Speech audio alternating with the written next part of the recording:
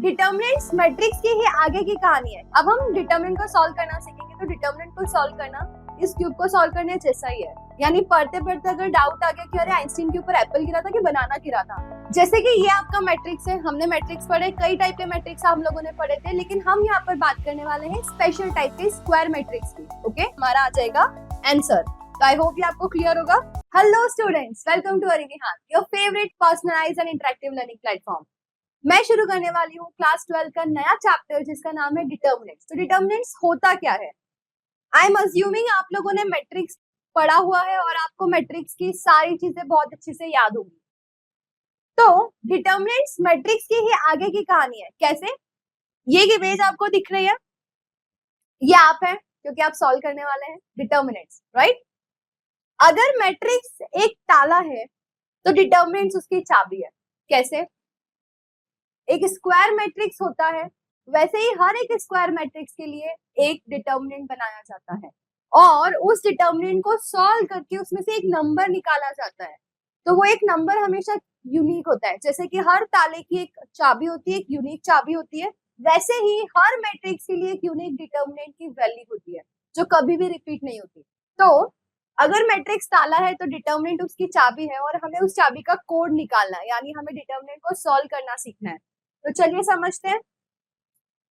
जैसे कि ये आपका मैट्रिक्स है, हमने मैट्रिक्स पढ़े, कई टाइप के मैट्रिक्स हम लोगों ने पढ़े थे, लेकिन हम यहाँ पर बात करने वाले हैं स्पेशल टाइप के स्क्वायर मैट्रिक्स की। ओके, तो सिर्फ स्क्वायर मैट्रिक्स। ओके, तो अगर ये एक स्क्वायर मैट्रिक्स है, अगर क्या, ये डेफिनेटली एक स्क्वायर मैट्रिक्स है। ये 2 ऑर्डर 2 का स्क्वायर मैट्रिक्स है जिसमें नंबर ऑफ रोज और नंबर ऑफ कॉलम बराबर होते हैं।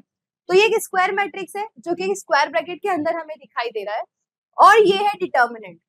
इसी मैट्रिक्स से करेस्पॉन्डिंग हमने बनाया यहाँ पर एक डिटर्मिनेंट।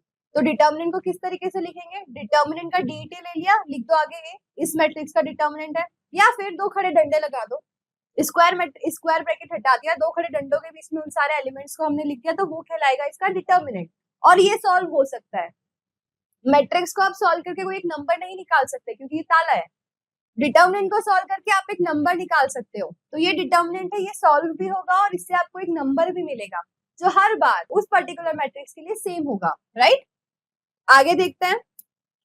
तो क्या डेफिनेशन, क्या समझे हम डिटर्मिनेंट से? तो क्या इसकी डेफिनेशन बन जाएगी?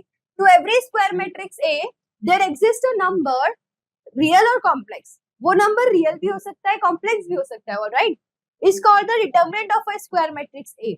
The determinant of the square matrix A is denoted by this sign or this sign, right? जैसे कि हमने अभी बात करी, DTA लिख दो या फिर दो डंडों के बीच में उस मैट्रिक्स को लिख दो। तो अगर ये मैट्रिक्स है, ये एक 3 ऑर्डर 3 का स्क्वायर मैट्रिक्स है, अगर इस मैट्रिक्स का मुझे डिटर्मिनेंट निकालना होगा तो मैं क्या करूंगी? मैं इन सारे एलिमेंट्स को दो खड़े डंडों के बीच में लिख दूंगी। और हम क्यों लिख रहे हैं? एक स्पेसिफिक साइन है डिटर्मिनेंट को डिनोट करने के लिए, और इसे सॉल्व करने का एक मेथड है जो कि हम पढ़ने वाले हैं। तो एक फैक्चुअल चीज जो हमें यहाँ पर पता चली, only square matrix have determinants. आप किसी भी ट्राइंगल मैट्रिक्स के लिए, रेक्टेंगल मैट्रिक्स के लिए डिटर्मिनेंट नहीं बना सकते। सिर्फ स्क्वायर मैट्रिक्स के पास ही वो प्रिविलेज है। तो सभी स्क्वायर मैट्रिक्स के लिए आप एक डिटर्मिनेंट बना सकते हैं और उसे सॉल्व करके उसमें से एक नंबर निकाल सकते हैं। तो क्या डिफरेंस हुआ मैट्रिक्स और डिटर्मिनेंट में? क्या सिग्निफिकेंट डिफरेंस हमने देखा कि determinant of a square matrix is a scalar quantity. Why scalar? क्योंकि एक सिंगल नंबर मिल जाता है। Whereas a matrix is an arrangement of numbers and has no value. Matrix are just a simple arrangement of numbers, right? हम उसे solve करने के लिए, data analysis के लिए बनाकर सॉल्व करते हैं, जबकि डिटर्मिनेंट को सॉल्व करके आपको एक स्केलर क्वांटिटी, एक नंबर मिलता है। यही इनका मेजर डिफरेंस हो गया। Secondly, the order of a matrix are not fixed. Matrix का ऑर्डर फिक्स नहीं होता। क्यों? क्योंकि मैट्रिक्स के बहुत सारे ऑर्डर्स हो सकते हैं। हमने वेराइटीज ऑफ मैट्रिक्स पढ़े थे, राइट? हमने कितने टाइप के मल्टीपल मैट्रिक्स पढ़े थे, जिसमें हमने देखा था column matrix, row matrix, rectangular matrix, triangle matrix. लेकिन डिटर्मिनेंट का ऑर्डर हमेशा फिक्स होता है। व्हाई? क्योंकि उस स्क्वायर मैट्रिक्स के लिए ही हम एक करेस्पॉन्डिंग डिटर्मिनेंट बनाएंगे। तो डिटर्मिनेंट का ऑर्डर हमेशा सेम होता है, जिसमें एक चीज तो फिक्स है कि number of rose number of column के बराबर होंगे। व्हाई? क्योंकि स्क्वायर मैट्रिक्स है, तो number of rose number of column के हमेशा बराबर होता है डिटर्मिनेंट्स में, जबकि मैट्रिक्स में वो चीज वेरी कर सकती है। Next difference, the value of determinant remain unchanged if its rows and column are interchanged. यहाँ पर ये जो चीज लिखी है ना, ये जादू ही है, ये जादू ही है। क्यों? क्योंकि ये यूज आने वाली है हमें क्वेश्चंस में, यानी डिटर्मिनेंट्स को सॉल्व करते वक्त हम उसकी रो को उसकी कॉलम में कन्वर्ट कर सकते हैं और वो बिल्कुल अनचेंज रहेगा। उस डिटर्मिनेंट में कोई भी चेंजेस नहीं आएंगे उसकी वैल्यूज में। तो ये एक इंपॉर्टेंट चीज है जो हमें याद रखनी होगी कि किसी भी डिटर्मिनेंट के रोज और कॉलम को हम इंटरचेंज कर सकते हैं, उससे उससे डिटर्मिनेंट को कोई फर्क नहीं पड़ेगा। चलिए, ये क्यूब है। जैसे कि अब हम डिटर्मिनेंट को सॉल्व करना सीखेंगे, तो डिटर्मिनेंट को सॉल्व करना इस क्यूब को सॉल्व करने जैसा ही है। अगर ये आपको डिफिकल्ट लगता है तो हो सकता है आपके लिए डिफिकल्ट होगा, लेकिन डिटर्मिनेंट को सॉल्व करना डिफिकल्ट नहीं होगा। जैसे कि क्यूब को सॉल्व करते वक्त मैं तो अपना एक फेवरेट कलर चूज कर लेती हूँ। जैसे कि अगर मैं इसे सॉल्व करूंगी, मेरे पास अगर क्यूब है तो मैं इसे रेड कलर के लिए सॉल्व करूंगी कि मैंने रेड पकड़ लिया और मैं उसे सॉल्व करने लग गई। तो जब भी पूरा सॉल्व होगा तो सारे कलर ऑटोमेटिकली सॉल्व हो जाएंगे ना, राइट। आप किसी एक कलर को लेकर चलो जब भी सॉल्व होगा फाइनली, तो सारे कलर अपने आप अरेंज हो जाते हैं। बिल्कुल वैसे ही डिटर्मिनेंट्स में आप उसे किसी भी एक फेवरेट रो या किसी भी एक फेवरेट कॉलम के लिए सॉल्व कर सकते हो, और बिल्कुल जस्ट लाइक क्यूब उसको सॉल्व करने पर आपको हमेशा वही पहुंच जाओगे एक फाइनल नंबर के ऊपर। यानी आप डिटर्मिनेंट को किसी भी रो या किसी भी कॉलम के रिस्पेक्ट में सॉल्व कर सकते हो और आपको हर बार सेम नंबर मिलेगा। फॉर एग्जाम्पल, अगर चिंटू ने उसको फर्स्ट रो के लिए सॉल्व करा और मिंटू ने उसको थर्ड कॉलम के लिए सॉल्व करा, सॉल्व करने के बाद दोनों का आंसर बराबर होगा। जस्ट लाइक क्यूब, किसी भी एक कलर के लिए सॉल्व करो, एट द एंड आपका पूरा क्यूब ही सॉल्व होने वाला है। तो ऐसे डिटर्मिनेंट को किसी भी एक रो के लिए सॉल्व करो, एट द एंड पूरा डिटर्मिनेंट ही सॉल्व होने वाला है। तो बहुत देर से सॉल्व सॉल्व सॉल्व कर रहे थे, अब हम सॉल्व करने वाले हैं। तो हम स्क्वायर मैट्रिक्स की बात करेंगे, तो स्क्वायर मैट्रिक्स से करस्पॉन्डिंग वैसे ही हमको स्क्वायर डिटर्मिनेंट मिलेंगे। तो सबसे स्टार्टिंग से स्टार्ट करते हैं। सबसे पहला स्क्वायर मैट्रिक्स इसका होता है ऑर्डर 1 का, राइट। तो हम देखेंगे कि ऑर्डर 1 के डिटर्मिनेंट को हम कैसे सॉल्व करेंगे। तो भाई ये तो बहुत स्पेशल है।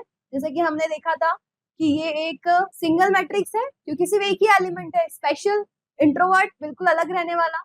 तो अगर एक ही एलिमेंट है तो इसके डिटर्मिनेंट में भी एक एलिमेंट होगा, और कुछ है ही नहीं सॉल्व करने के लिए, तो हम उसी नंबर को बोलते हैं कि भाई तू इसकी वैल्यू बचा, राइट।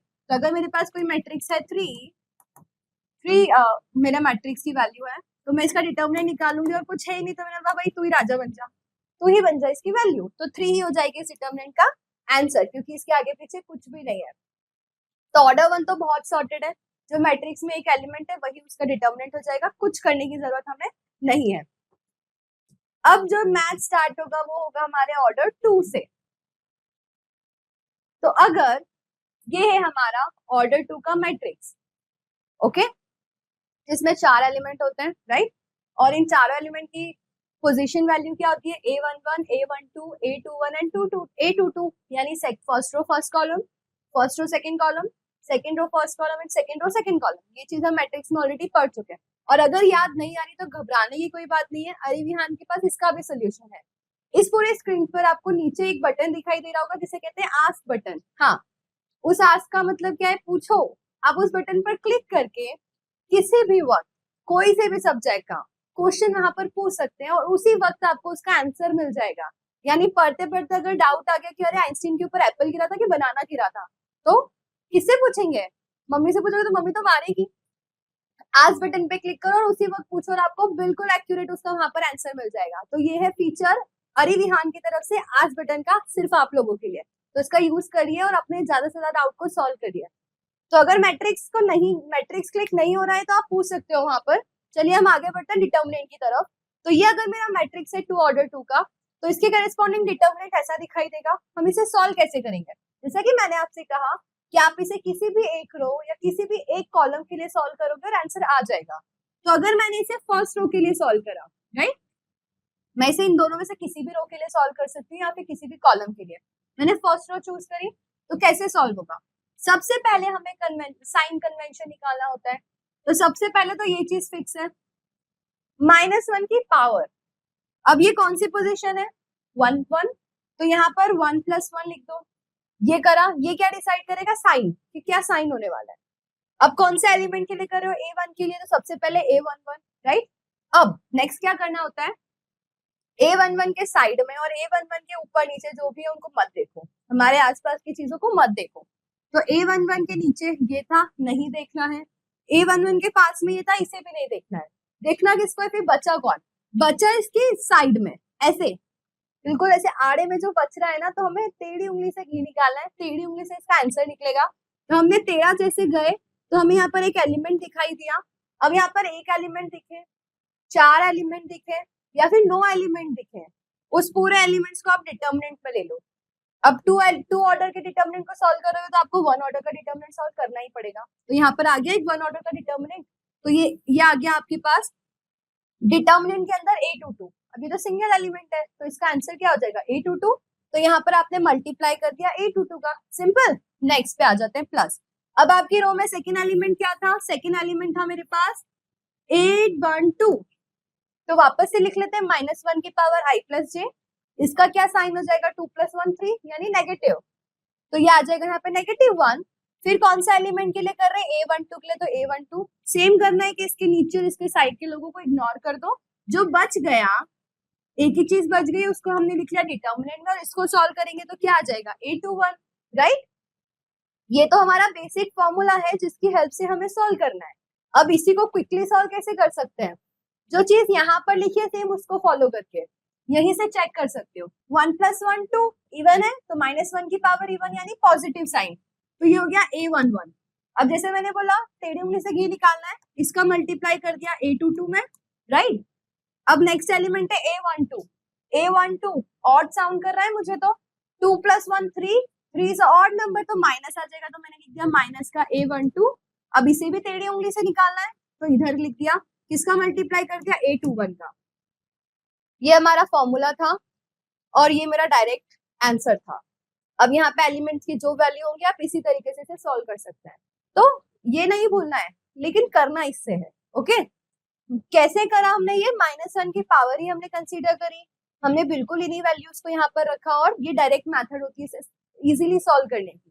तो जब भी 2 ऑर्डर 2 के मैट्रिक्स आएंगे, बिल्कुल ऐसे ही साइड साइड मल्टीप्लाई करते जाना, और साइन का हमें ध्यान रखना है, आपका 2 ऑर्डर का डिटर्मिनेंट सॉल्व हो जाएगा। तो चलिए, आई होप ये आपको क्लियर होगा। अब एक सवाल आप लोगों के लिए है मेरे पास, function of determinant of order 3। जैसा हमने 1 को ओपन किया था, 1 को तो एक्चुअली कुछ करना ही नहीं पड़ा था, हमने जैसे 2 को ओपन किया था वैसे ही हम 3 ऑर्डर के डिटर्मिनेंट को भी ओपन करेंगे। तो यहाँ पर हमें दिख रहा है एक 3 ऑर्डर का डिटर्मिनेंट, राइट। ये डिटर्मिनेंट है, मैट्रिक्स है, ये कंप्लीटली डिटर्मिनेंट है क्योंकि यहाँ पर 2 खड़े डंडे हैं। अब इसे कैसे सॉल्व करेंगे, बिल्कुल उसी तरीके से। पहले साइन कन्वेंशन देखने होंगे। अगर मैं इसे फर्स्ट रो के लिए सॉल्व कर रही हूँ, तो ये पहला एलिमेंट 1 + 1 पॉजिटिव डिक्लेयर होगा, तो ये पॉजिटिव होने वाला है, ये वाला नेगेटिव और ये वाला फिर से पॉजिटिव। ये मैं क्यों कर रही हूँ, मेरे को इजी हो जाएगा इसके फॉर्मूले को डायरेक्टली लिखने के लिए। Instead of writing -1 की power I plus j every time, we can just directly write positive, negative and positive in our formulas.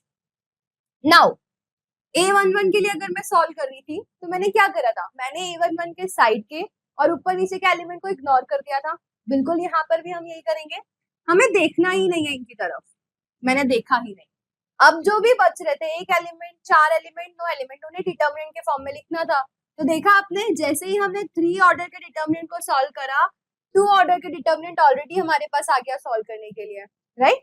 तो 2 ऑर्डर के तो सॉल्व करना हमने अभी सीखा है, वैसे ही हम इसे सॉल्व कर लेंगे, राइट। उसके बाद A11 के बाद नेक्स्ट एलिमेंट क्या हो जाएगा, A11 के बाद नेक्स्ट एलिमेंट मेरे पास आ जाएगा A12, और ये हम नेगेटिव साइन के साथ लिखेंगे ना, बिल्कुल। फिर मैं इसके नीचे और इसके साइड के एलिमेंट्स को इग्नोर कर दूंगी, और जो बचेंगे उन्हें मैं लिख लूंगी एक डिटर्मिनेंट के फॉर्म में। 4 एलिमेंट्स बचे, एग्जैक्टली चारों को मैंने यहाँ पर डिटर्मिनेंट के फॉर्म में ऑलरेडी लिख रखा है। फिर हम मूव कर जाएंगे हमारे इस रो के आखिरी एलिमेंट पर, जो कि हमारा A13, जो कि क्या है, पॉजिटिव में है। ये भी अपनी राइट साइड के एलिमेंट्स को नहीं देखेगा, जो एलिमेंट्स बच जाएंगे उनको डिटर्मिनेंट के फॉर्म में लिख लेंगे। ये मैंने यहाँ पर इन्हें लिख दिया। इफ यू नो, ये ऑर्डर्ड पेयर में लिखे जाते हैं, इनकी पोजीशंस फिक्स होती है, तो आप कभी भी इनको ऊपर नीचे शफल नहीं करेंगे, तभी तो हमने इनको यहाँ पर नाम दिए हुए हैं कि कौन सी पोजीशन पे, बिल्कुल वहीं पर रख के हमें उसे सॉल्व करना है। तो A21 के नीचे 3 1 और A22 के नीचे 3 2, राइट, जैसा यहाँ पर लिखा था। हम इस 2 ऑर्डर के डिटर्मिनेंट को सॉल्व कर लेंगे और हमारा आ जाएगा आंसर। तो आई होप ये आपको क्लियर होगा। तो हमने अभी तक क्या देखा, हमने अभी तक देखा कि हम किसी भी डिटर्मिनेंट को रो या कॉलम के अलोंग एक्सपांड कर सकते हैं। जैसा मैंने वो चीज अभी रो के लिए एक्सपांड करी थी, मुझे सेम उसे वैसे ही उसके कॉलम के लिए भी एक्सपांड कर सकती हूँ। तो कॉलम के लिए फॉर्मूला क्या हो जाएगा, बिल्कुल सेम। चलिए मैं इसे फर्स्ट कॉलम के लिए एक्सपांड कर लेती हूँ। अब पहले साइन देख लेते हैं। पहला पॉजिटिव होगा क्योंकि 1 + 1 2 है, दूसरा नेगेटिव और तीसरा भी पॉजिटिव, राइट। तो पहला एलिमेंट मैंने लिखा A11 पॉजिटिव में, अब जो A11 है वो अपने नीचे और अपने साइड की चीजों को तो नहीं देखेगा, जो बचेगा वो उसे क्या कर लेगा, एक डिटर्मिनेंट के फॉर्म में लिख लेगा। लिख लिया हमने यहाँ पर, यही था पहला एलिमेंट डन। अब दूसरे पे आ जाते हैं, दूसरा एलिमेंट माइनस में मुझे लिखना पड़ेगा A21। अब A21 भी क्या करेगा, सेम वही चीज, अपने साइड और ऊपर नीचे को नहीं देखेगा, जो बच गया है उसे हम लिख लेंगे एक डिटर्मिनेंट के अंदर। इट इज वेरी ऑब्वियस कि जब आप 3 ऑर्डर के डिटर्मिनेंट को सॉल्व करोगे तो आपको 2 ऑर्डर के डिटर्मिनेंट बनेंगे। सेम अगर आप 4 ऑर्डर के डिटर्मिनेंट को सॉल्व करने जाओगे तो वहां पर आपको इंडिविजुअली 3 ऑर्डर के डिटर्मिनेंट्स मिल जाएंगे। फिर आ जाएगा मेरे पास थर्ड एलिमेंट जो क्या है, पॉजिटिव A31। अब वो भी वही चीज करने वाला है, तो यहाँ पर हमने लिख लिया उसके डिटर्मिनेंट्स की वैल्यू। और जब आप इसे पूरे को सॉल्व करेंगे तो आपको वही आंसर मिलेगा, सेम नंबर मिलेगा जो आपको रो को सॉल्व करने पर मिल रहा था। तो इस तरीके से डिटर्मिनेंट्स कभी बुरा नहीं मानते, कोई सी भी रो के लिए करो, कोई सी भी कॉलम के लिए करो। चलिए अब कुछ सवालों को सॉल्व करके देखते हैं। यहाँ पर हमें एक 2 ऑर्डर का डिटर्मिनेंट दिया हुआ है और साथ में एक 2 दिया हुआ है। क्यों? ये 2 यहाँ पर स्केलर मल्टीप्लीकेशन में है, इसे घबराने की कोई बात नहीं है। तो 2 को हमने एज इट इज रखा और मैंने यहाँ पर एक ब्रैकेट बना लिया। अब करते हैं हम हमारा डायरेक्ट मल्टीप्लाई। मैं इसे फर्स्ट रो के लिए कर रही हूँ, ये 2 एलिमेंट्स होंगे मेरे सेंटर पे। 7 तो प्लस में होगा और -2 अगेन माइनस में होगा क्योंकि ये 1 2 पर है। तो 7 का मल्टीप्लाई कर देंगे आड़ा हम 5 में, फिर माइनस लगाएंगे और एलिमेंट क्या है माइनस का 2 और उसका मल्टीप्लाई कर देंगे हम 10 में। ये हो गया सॉल्व, यही तो करना था। अब बच्चे गलती आप लोग क्या करते हो कि अगर एलिमेंट के पास अपना खुद का माइनस है तो आप दूसरा माइनस देते ही नहीं है। क्यों यार, वो तो अपना ऑलरेडी नेगेटिव था ना। हमें फॉर्मूले का माइनस भी लगाना है और उस एलिमेंट का माइनस भी लगाना है। हमें कभी भी माइनस लगाते वक्त कंफ्यूज नहीं होना है। तो देखिए क्या हो जाएगा, ये 7 5 35 माइनस माइनस प्लस 20। ओके यहाँ पर 10 भी माइनस का था तो ये यहाँ पर माइनस का 20 हो जाएगा। कितना हो गया, ये हो गया मेरे पास 15 और ये हो जाएगा 30। तो मेरे इस पूरे डिटर्मिनेंट से जो मुझे एक स्केलर नंबर मिलने वाला था वो नंबर हो जाएगा मेरे पास 30। आई होप ये आप लोगों को क्लियर होगा। चलिए आगे बढ़ते हैं। अगला क्वेश्चन है हमारे पास 3 ऑर्डर का डिटर्मिनेंट। तो चलिए इसे भी फटाफट सॉल्व करते हैं। तो हम इसे first row, first second row, third row या फिर first column, second column, third column के लिए सॉल्व कर सकते हैं। अब अगर आपके पास चॉइस दी हुई है तो you have to be smart in your choices. तो इन 6 ऑप्शन में से मैं कौन से ऑप्शन को चूज करूंगी जहां पर मुझे ज्यादा जीरो मिल रहे हो, क्योंकि जीरो अगर मिल जाता है तो डायरेक्टली आंसर जीरो हो जाता है, राइट। तो इन 6 ऑप्शंस में से मैंने चूज करा कॉलम नंबर 3। क्यों? क्योंकि जब 4 के लिए सॉल्व करेंगे तो एक 2 ऑर्डर का डिटर्मिनेंट, लेकिन जब इन 2 वैल्यूज के लिए सॉल्व करेंगे तो वो डायरेक्टली जीरो हो जाएगा ना, राइट। तो डिटर्मिनेंट को सॉल्व करते वक्त जो आपको प्रिविलेज मिला है कि आप कोई सी भी रो या कॉलम से कर सकते हो, तो ऑलवेज चूज वाइजली कि आप कौन से रो या कौन से कॉलम से करो ताकि आपका आंसर क्विकली आ जाए। तो मैं यहाँ पर इसे कॉलम 3 के लिए एक्सपांड कर रही हूँ। तो मैंने लिखा एक्सपांडिंग अलोंग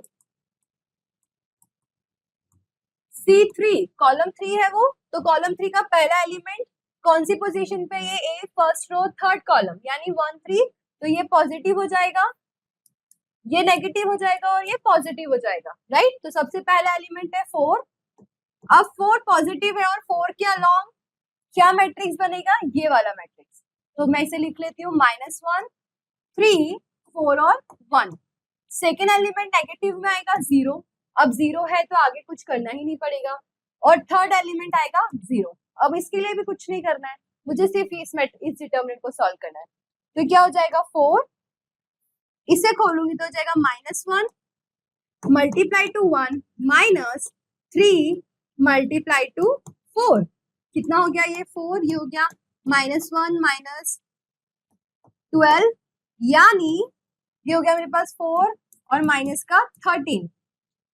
ये हो जाएगा मेरे पास माइनस का 52 और यही हो जाएगा हमारा इस 3 ऑर्डर डिटर्मिनेंट की वैल्यू। जैसा मैंने इसे कॉलम 3 के लिए करा, अगर आप इसे फर्स्ट रो के लिए भी करोगे तो आपका आंसर माइनस का 52 ही आएगा। That's a unique thing about determinants. चलिए आगे बढ़ते हैं।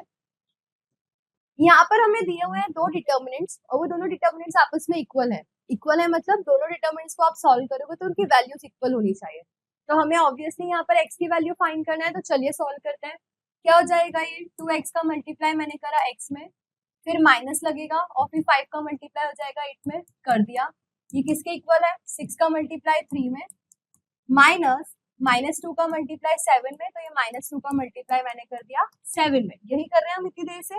कितना हो जाएगा, हो जाएगा 2x² माइनस का 40, ये हो जाएगा 18 और ये हो जाएगा प्लस में 14।